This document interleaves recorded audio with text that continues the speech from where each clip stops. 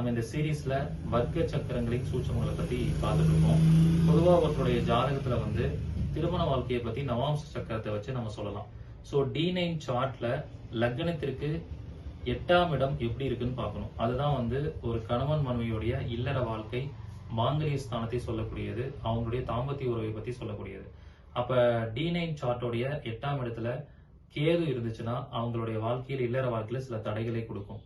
அப்ப அதெல்லாம் வந்து ஒரு பெண்ணுடைய ஜாதத்திலயோ ஒரு ஆணுடைய ஜாதத்திலயோ திருமண பொருத்தம் பார்க்கும்போது பார்த்து நம்ம இது அனலைசேஷன் பண்ணலாம்.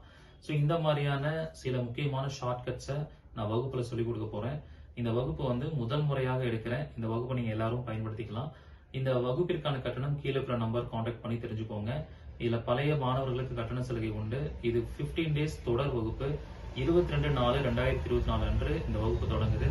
தினமும் மாலை 5:30 7 மணி வரைக்கும் இந்த வகுப்பு இருக்கும். விருப்பம் இருக்கிறவங்க முன்பதிவு பண்ணிக்கோங்க.